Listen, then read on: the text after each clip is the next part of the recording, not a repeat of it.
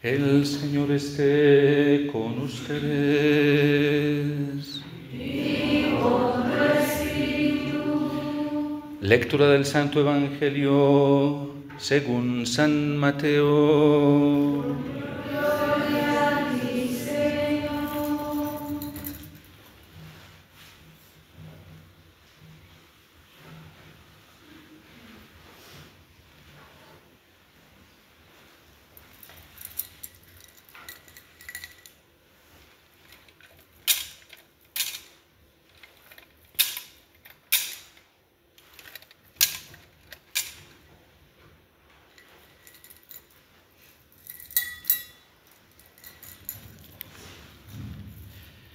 En aquel tiempo llegó Jesús a la región de Cesarea de Filipo y preguntaba a sus discípulos: ¿quién dice la gente que es el Hijo del Hombre? Ellos contestaron: unos que es Juan el Bautista, otros que Elías, otros que Jeremías o algún otro que los profetas. ¿Y ustedes, quién dicen que soy yo? Simón Pedro tomó la palabra y dijo: tú eres el Mesías, el Hijo del Dios vivo. Jesús le respondió: dichoso tú, Simón, hijo de Jonás, porque eso no te lo ha revelado nadie de carne y hueso, sino mi Padre que está en el cielo.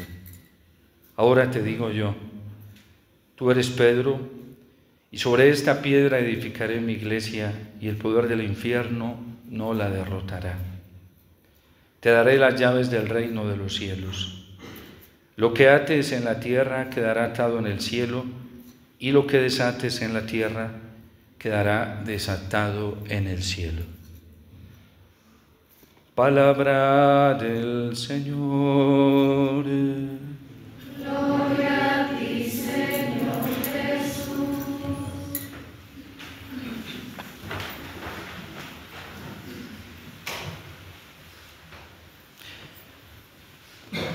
Celebra la Iglesia hoy, domingo, Día del Señor, la solemnidad de los apóstoles Pedro y Pablo.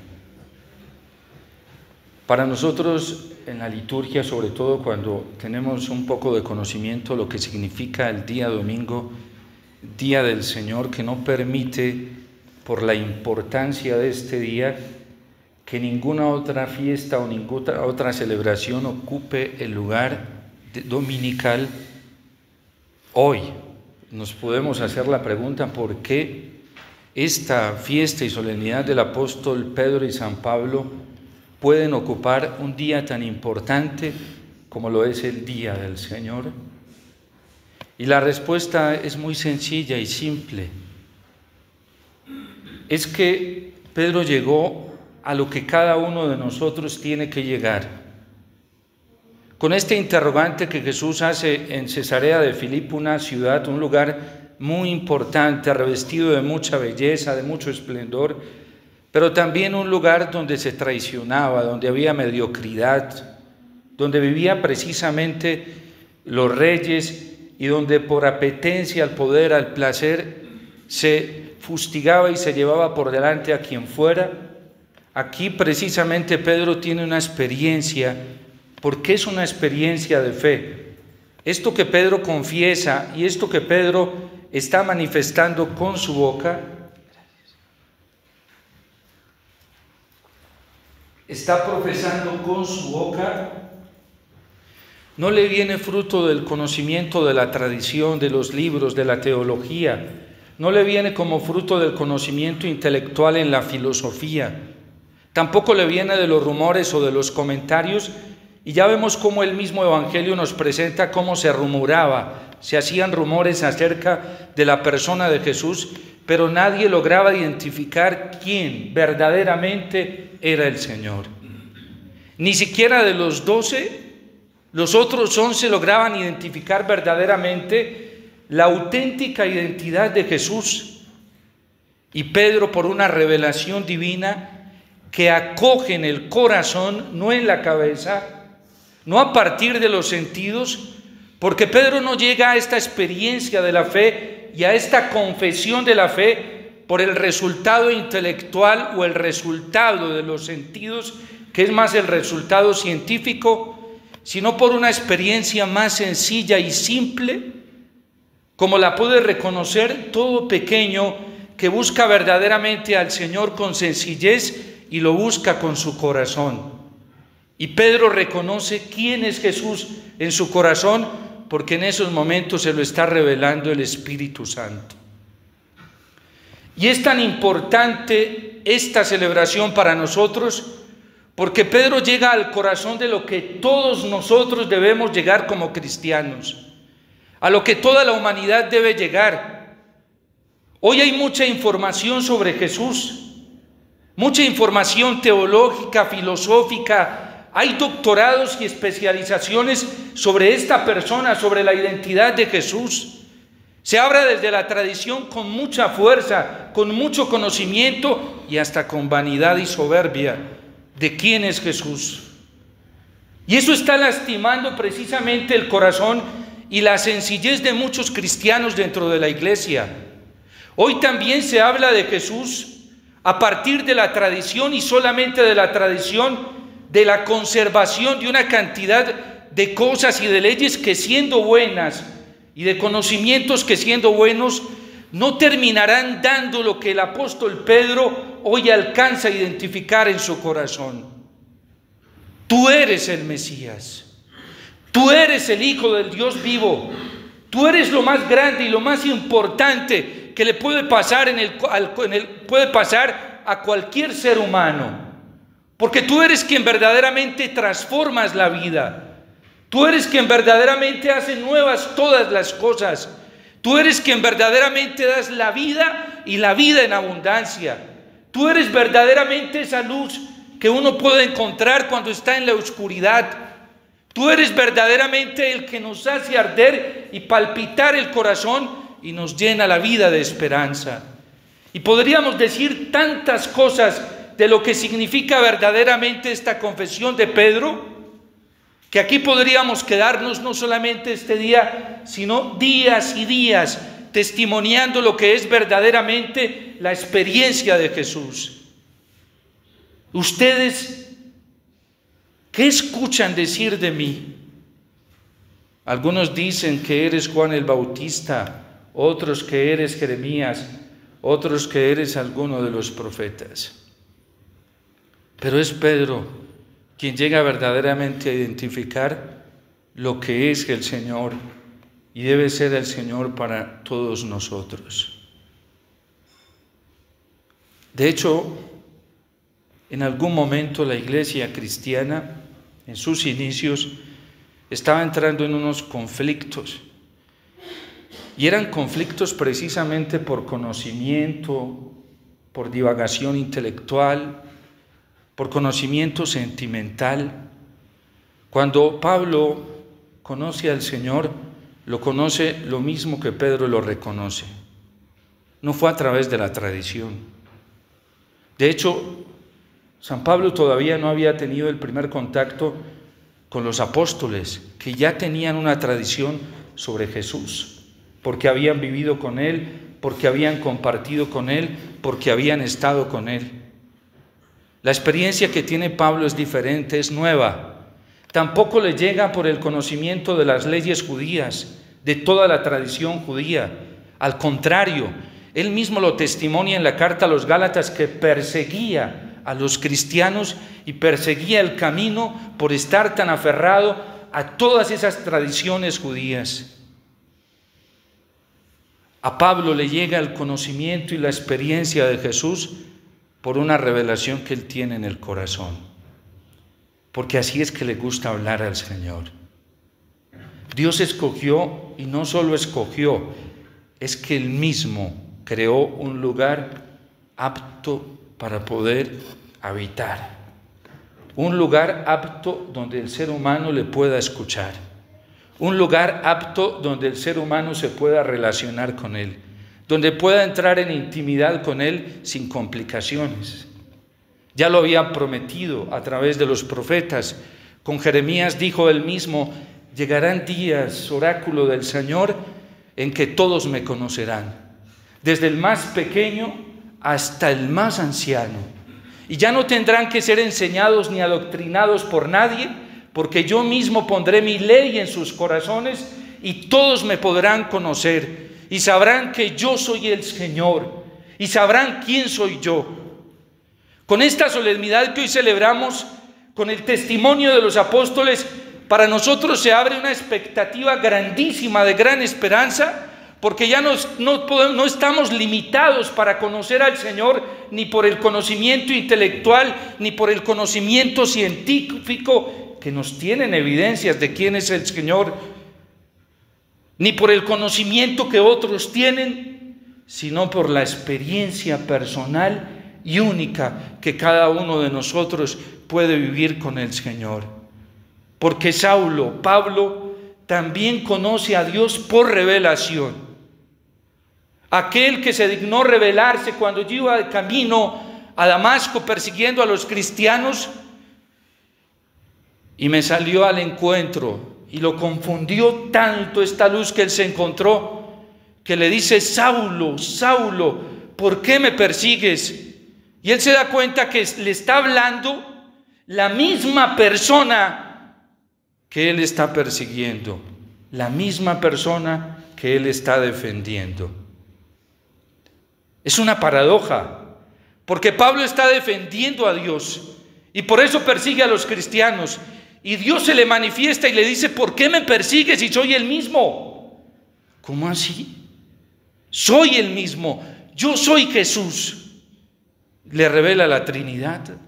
De hecho, allí San Pablo conoce por experiencia que es un solo Dios en tres personas y que tienen la misma naturaleza divina, pero no con conceptos griegos de eusía, hipóstasis. No, eso solamente nos sirve para clarificar la experiencia, no para presentar la Trinidad. ¿Saben por qué estamos tan divididos hoy en la iglesia? Porque hoy hay muchos grandilocuentes de la Trinidad, muchísimos que la saben definir, y a la Trinidad no se le conoce por definición. A la Trinidad no se le conoce por lecturas. A la Trinidad no se le conoce por elucubración intelectual. A la Trinidad se le conoce por presentación, porque ella misma se presenta, y se presenta en el corazón de los más pequeños, de los más humildes. Por eso Jesús alaba al Padre y le dice: yo te alabo, Padre del cielo y de la tierra, porque estas cosas tú no se las has revelado a esa gente intelectual, a esa gente preparada, sino que se los has revelado a gente sencilla, y así te ha parecido bien, Padre. Y nadie conoce al Padre, nadie, sino el Hijo, y aquel a quien el Hijo se lo revele. Jesús se le manifiesta a Pablo no a través de la tradición, no a través del conocimiento de las leyes y de las normas, se le presenta de otra manera. Se le presenta de manera sobrenatural en el corazón y le dice: Saulo, yo soy Jesús, tú estás persiguiendo al mismo que estás defendiendo. Y a veces nos pasa así dentro de la iglesia. ¿Y saben por qué? Porque no hemos llegado a esa experiencia del apóstol Pedro. Porque no hemos llegado a esa experiencia del apóstol Pablo. ¿Qué significa conocer a Jesús? Decía el Papa Benedicto XVI en su encíclica Dios es amor, que no se llega a ser cristiano por ideas de vida cristiana. De eso sobra hoy en la iglesia. De hecho, el Papa Francisco en su primer documento, la Evangelii Gaudium, decía que todos teníamos que volver a esos inicios de la primera proclamación apostólica del apóstol Pedro, porque hoy en la iglesia había demasiada doctrina sobre Cristo, pero muy poca experiencia del amor del Señor. Y el Papa Francisco nos invitaba a ir a buscar esta experiencia sencilla y humilde con el amor del Señor, a buscarla en nuestro corazón. También decía Benedicto XVI que no se llega a ser cristiano por orientaciones éticas. Es que tenemos que ser buenos, es que tenemos que ser los mejores. No se llega a ser cristiano por ideas ni tampoco por decisiones éticas. A mí me sorprende mucho en el trato con las personas. Hace poco yo conocí, hace como año y medio, pero hace poco la tuve más cerca, una niña que estaba adicta a las drogas. Llevaba 2 años adicta y por pura curiosidad se metió en eso y no fue capaz de salir. Y una vez estábamos en un retiro, yo fui a predicar un retiro en una de las ciudades de aquí de Colombia, y esa niña me impactó. Yo no la conocía, pero entre la asamblea era la que estaba más atenta. En la tarde tuvimos la adoración al Santísimo y ella no le quitaba la mirada a Jesús sacramentado. Al final, después de la adoración, se me acerca y me dice: Padre, ¿le puedo regalar un abrazo? Estaba llorando. Y yo, claro, le regalé un abrazo y me dice: ore por mí. Yo sé que usted está muy ocupado y no puede atender gente, pero ore por mí. Y rápidamente me dijo en todo lo que estaba y me dijo: yo quiero salir. Una decisión ética. Yo quiero salir. Yo no quiero seguir haciendo el mal. Yo no quiero seguir siendo este tipo de persona. Y esto yo se lo he escuchado a mucha gente que está metida en las drogas, que está metida en el pecado, que está sumergida en la adicción. Padre, yo quiero, y hasta pide ayuda, ayúdeme. Y entonces me dice: Padre, ore por mí, porque yo quiero salir, pero no soy capaz de salir. Nosotros queremos hacer tantas cosas buenas, queremos dejar tantas cosas malas, queremos liberarnos de tanta maldad, de tanta suciedad que a veces nos ha tocado y nos ha afectado, pero no somos capaces. Cuando yo fui adicto hace más de 21 años, hace 28 años, yo quedé sumergido en la adicción. A mí me atormentaba mucho algo que me decía la gente que se daba cuenta que consumía. Me decían: Omitar, vea, usted tan joven, usted todavía es un adolescente con un futuro por delante, deje eso. Y eso, en vez de convertirse en una esperanza y en una ayuda para mí, se convertía en un tormento, porque nadie me daba la solución. Todo el mundo me decía lo que yo ya sabía por experiencia. ¿Ustedes creen que un drogadicto, un adicto no sabe por experiencia que eso es malo? Es que lo sabe, vive su infierno, lo experimenta. ¿Para qué recordarle a él lo que ya sabe? Que eso es malo, que eso no le sirve. Y un día alguien me dio la solución. No vino a recordarme lo que yo ya sabía, que eso era malo y que tenía que dejarlo. Me dijo: busque a Jesús. Y sin más ni que un día solito me fui para un grupo de oración y ella me estaba esperando, Jesús. Y desde ese día, hace 21 años, comenzó una vida de esperanza y de alegría para mí, porque sabía que había alguien que me daba más que lo que me daba la adicción, y es Cristo. Y Saulo pudo experimentar esta fuerza en su corazón de lo que da este amor cuando se vive en el corazón, porque este amor le daba más felicidad que el aferrarse a leyes y a prescripciones y a prohibiciones y a normas. Es que es una experiencia más fuerte, tan fuerte, que echa fuera el miedo, hasta el miedo de caer en la tentación. Porque quien vive de la fuerza de este amor ya no le tiene miedo ni al infierno. Porque sabe que esta experiencia del amor del Señor, de Cristo Mesías, de Cristo Hijo del Padre, es más fuerte que todo el infierno, es más fuerte que toda tentación, es más fuerte que cualquier problema, es más fuerte que cualquier amenaza. Y a esta experiencia llegó Pedro. Por eso cuando Pedro, después de haber tenido esta experiencia, de reconocer al Mesías peca, porque Pedro fue el primer papa y apostató.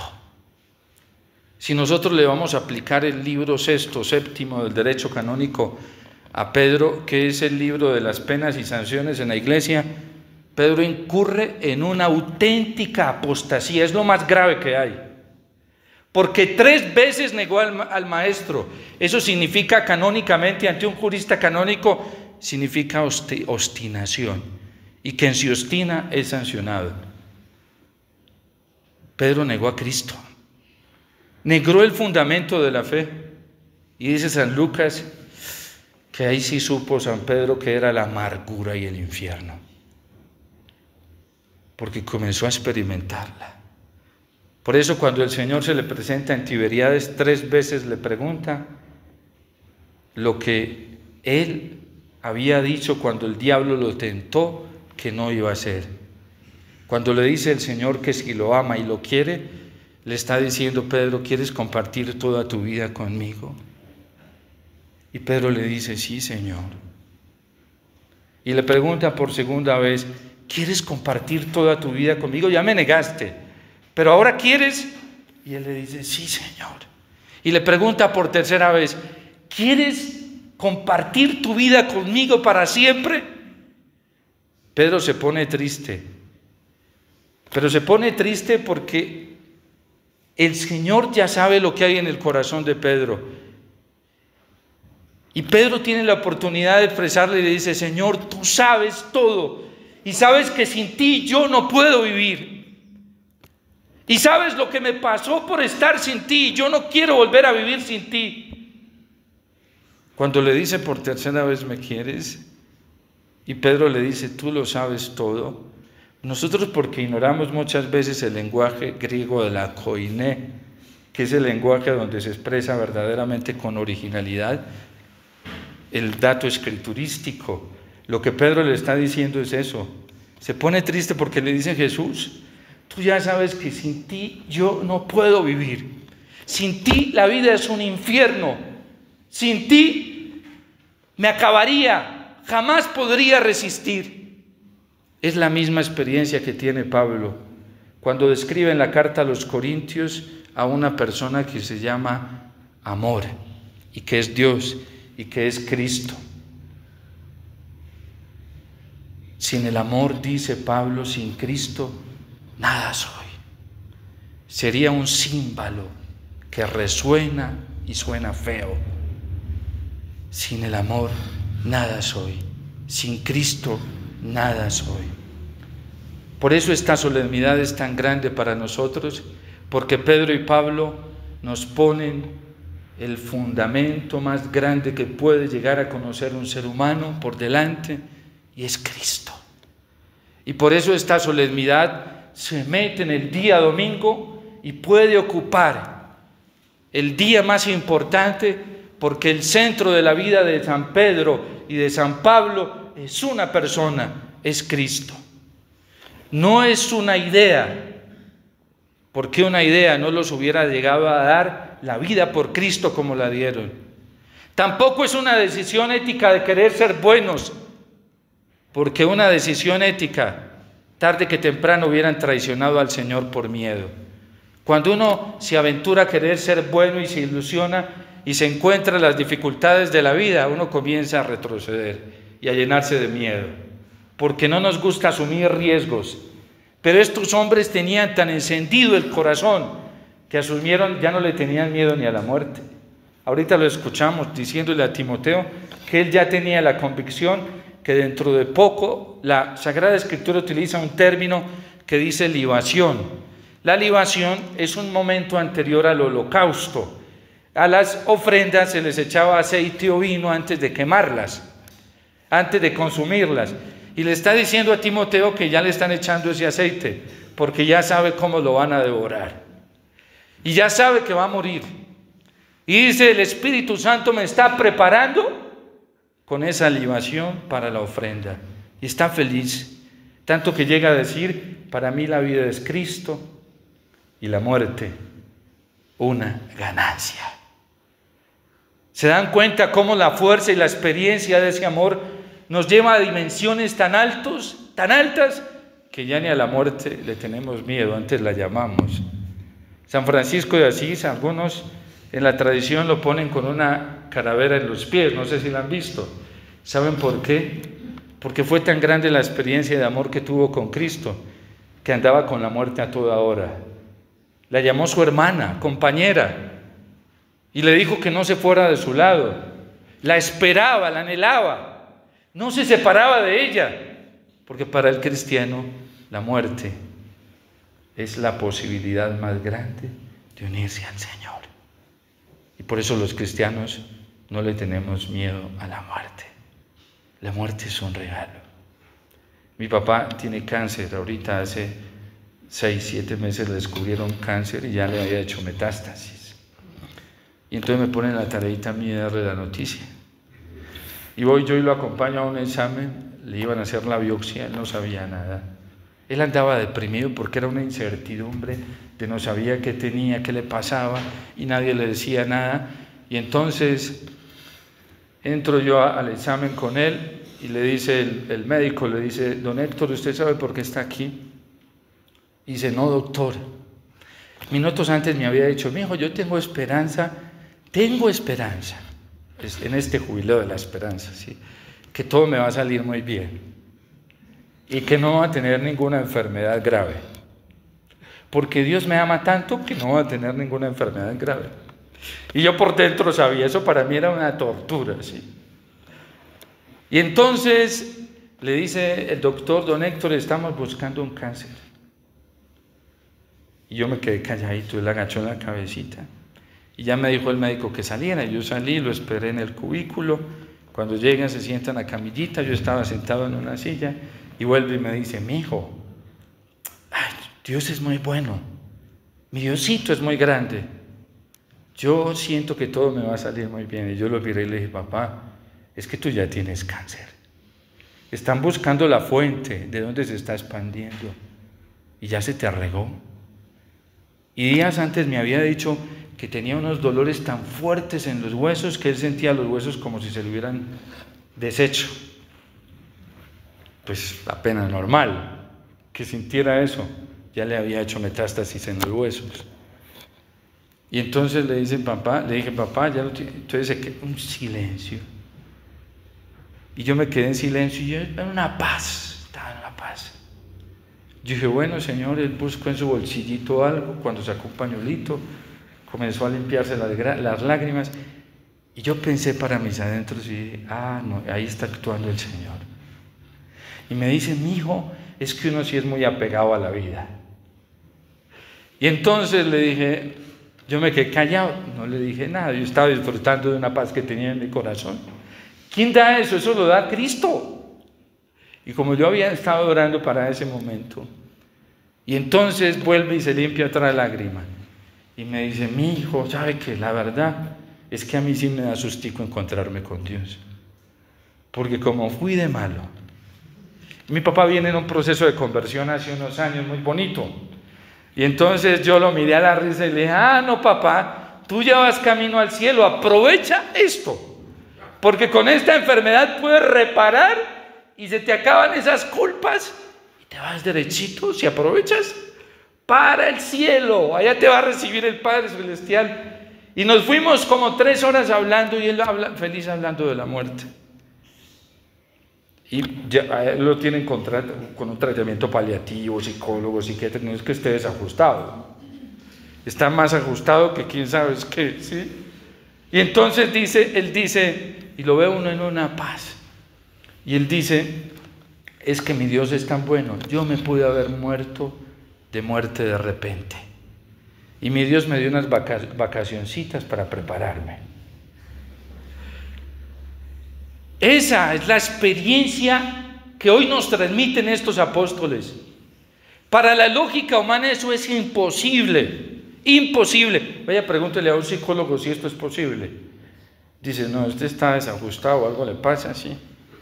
Eso es imposible. Para la fe no es imposible. Estos días hemos venido escuchando el testimonio de Abraham. Todo era imposible humanamente, todo. Hasta Sara cogía las risas porque yo ya tan viejita, ya infecunda, estéril, ya anciana, y vienen y le dicen a estos 3 hombres que dentro de 9 meses yo voy a tener un hijo. Y Dios le dijo a Abraham, Sara se está riendo, no cree. Y Abraham va y la reprende. Las mujeres son buenas para creer, pero cuando no creen, válgame Dios, peligro, ¿sí? Pobre Abraham le tocó muy duro, porque él era un hombre creyente, su mujer no. Y para acabar de ajustar vivía todos los días con ella ahí. Él creía que Dios era capaz de hacer posibles de los imposibles, ella no. Y fue y la reprendió. Y a los 9 meses, adivinen qué, ella ya estaba dando a luz un hijo, a quien conocemos. Hoy tenemos notificación histórica de que existió y que fue verdad, y es Isaac. Porque para Dios no hay nada imposible, nada, absolutamente nada. Y esta es la experiencia de estos 2 apóstoles. Por eso se entendieron también. En algún momento quisieron dividirlos. Ellos no se conocían. Fue tan fuerte la conspiración y la murmuración que decían que Pablo era un rebelde, que no aceptaba al Papa y que no aceptaba a los pilares y los apóstoles, que a los 3 años de su predicación le tocó subir a Jerusalén e ir a entrevistarse con Pedro y Santiago y Juan. Y les contó lo que él estaba viviendo. ¿Y qué le dijeron Pedro y los apóstoles? Pablo, lo que tú acabas de experimentar y estás viviendo es de Dios. Es de Dios, nosotros lo hemos vivido. Simplemente orienta tu vida así. Y ya le transmitieron algunas cosas, como lo cuenta él, por ejemplo, la Eucaristía. La Eucaristía Saulo la recibió por transmisión. Él había tenido una experiencia de fe, pero todavía no sabía sobre la Eucaristía, y los apóstoles le dijeron, en la Eucaristía Él está presente. El mismo que tú vives en tu corazón está presente. Tanto que en la carta a los Corintios él cuenta que comunica lo que recibió a su vez por tradición de otros, y que verdaderamente él logró identificar al mismo que había experimentado en su corazón en la Eucaristía. Porque es el mismo, no es diferente, es igual. Y lo experimentó ahí en su corazón, y a los 14 años nuevamente empezaron los rumores de que Pablo era un rebelde y un desobediente, y otra vez volvió a subir a Jerusalén y le dijo a Pedro, mire lo que está pasando, yo necesito que usted me diga si yo estoy corriendo en vano o estoy haciendo las cosas bien. Y Pedro les tiró la mano y los apóstoles, vas bien Pedro, vas bien Pablo, no te dejes confundir. Y eso sobra hoy en la iglesia. Gente que le gusta estar confundiendo. El confundido confunde. El que no tiene las cosas claras con Cristo embolata a los demás. Ay, es que a mí se me apareció, es que a mí me está diciendo, es que a mí me contaron. Aquí no es me contaron. Aquí es lo que estamos viviendo en torno a Jesús, al encuentro personal con Él, con su palabra, con los sacramentos, con la iglesia, y no lo que me cuentan. Porque a Cristo no se le conoce por rumores. A la Trinidad no se le conoce por definición, ni por letras, ni por libros. Se le conoce con el corazón. Y esa experiencia nada ni nadie nos la puede quitar. El Papa, y termino con esto, nuestro Papa amado León XIV, en su primera homilía a los cardenales partió de este texto. ¿Y saben por qué? Porque él se los dijo a los cardenales: yo, junto con ustedes, debo llegar a esa experiencia del apóstol Pedro. Debo llegar. Y es lo que estaba haciendo. Si ustedes siguen sus homilías, él mismo le presenta a la iglesia y le dice: tenemos que descubrirlo. Y él mismo se pone en camino. Porque él dice: yo debo llegar a esta experiencia del apóstol. Incluso a los cardenales en su primera homilía, ojalá ustedes puedan meditar esa homilía porque es muy profunda. Les dice a los cardenales: ustedes van a un mundo a predicar a Cristo, a un mundo que lo aborrece, a un mundo que no lo quiere, y se van a encontrar dentro de la misma comunidad cristiana y católica algunos que a quienes Cristo les parece alguien fabuloso, humanamente hablando, un superhombre, pero dice, pero no se ajustan a las exigencias de Cristo. Hoy hay mucho católico rebelde en su corazón, que no quiere ajustarse a las exigencias morales de Jesús. ¿Y por qué? Porque nos parece mejor lo que nosotros pensamos y queremos. Y dice el Papa León XIV allí, se manifiesta un cierto ateísmo de hecho, que ya lo había dicho la Gaudium et Spes del Concilio Vaticano II, en algunos creyentes y en algunos bautizados. ¿Saben por qué Pedro apostató de Jesús? Porque no quiso ajustarse a las exigencias morales de Jesús. Y así hay católicos hoy. Quieren un Cristo a su medida. A su medida. Y nos está pasando a sacerdotes y consagrados también. No crean que nos libramos de esto. Un Cristo a nuestra medida no puede ser.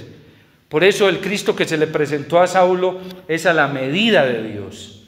El Cristo que conoció Pedro y por el que entregó la vida es a la medida de Dios, no a su propia medida, no a la medida de la mayoría, porque la mayoría decían, es Juan, es Jeremías, es alguno de los profetas. ¿Y ustedes? ¿Quién dicen que soy yo? No podemos acoger un Cristo a la medida nuestra, es a la medida de Dios, y ese Cristo lo descubrimos en nuestro corazón. Y si lo encontramos, si lo experimentamos, nunca nos va a dar miedo ajustarnos a sus exigencias.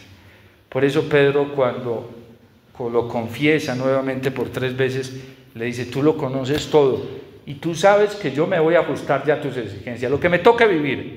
Bueno, Pedro, cuando eras joven hacías lo que te daba la gana, ahora otro te va a amarrar y te va a llevar donde tú no quieras. Y Pedro, ¿qué dice? No importa, ya estoy dispuesto a aceptar esas exigencias, porque cuando se vive del amor no cuesta seguir a Cristo donde sea, así nos toca entregar la vida por Él.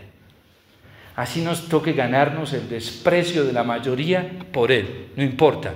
Es que si lo tenemos a Él, lo tenemos todo. ¿Qué más nos hace falta para vivir? Nada, nada. Y hoy nosotros con la grandeza de los sacramentos y sobre todo de la Eucaristía, de la confesión, donde lo podemos palpar, ver, gozar, disfrutar, en la adoración a la Eucaristía, en su palabra, en toda la liturgia.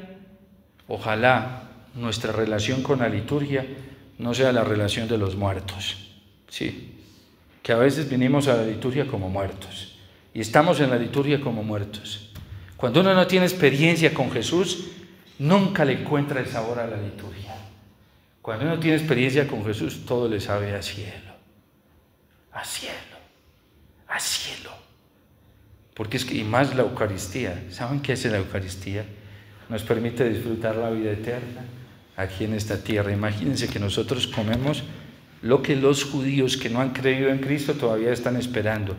Uno de los signos escatológicos que ellos esperan es pan del cielo, porque ellos dicen que así como Dios alimentó a Israel en el desierto con maná, que es un alimento celestial, que así mismo va a llegar el Mesías antes, en su venida escatológica, alimentar a todos sus hijos con un pan celeste. Y nosotros comemos pan del cielo en la Eucaristía. Yo creo, y ya con esto, ahora sí termino, sí. Yo creo, la Iglesia está esperando un signo para la segunda venida del Señor. Lo trae la Lumen Gentium. Además, porque eso se lo reveló el Señor a San Pablo. Lo trae el Catecismo. Bueno, y todos los papas han hablado de eso. Y el gran signo que lo trae Pablo en la carta a los Romanos, que lo toma el Concilio Vaticano II, el Catecismo, es la conversión de todos los judíos a Cristo. ¿Y saben dónde lo van a reconocer ellos? Donde muchos católicos no lo estamos reconociendo. ¿Saben dónde? En la Eucaristía. Y va a ser tan grande su conversión que a los católicos nos va a dar vergüenza de verlos tan felices a ellos adorando al Señor y felices con Él, que hasta vamos a decir, y nosotros tan superficialmente que vivimos ante Jesús. Ojalá no nos toque a nosotros y hoy podamos ser conscientes de la presencia de Jesús en el altar de la Eucaristía. Que la Virgen Santísima nos acompañe, nos ayude. En Cristo tenemos todo, todo. Tú eres el Mesías, tú eres el Hijo de Dios, tú eres el Santo, tú eres mi todo, Señor. Y por ti vale la pena dejar lo que sea. Dios te salve María, llena eres de gracia, el Señor es contigo, bendita tú eres entre todas las mujeres y bendito es el fruto de tu vientre, Jesús.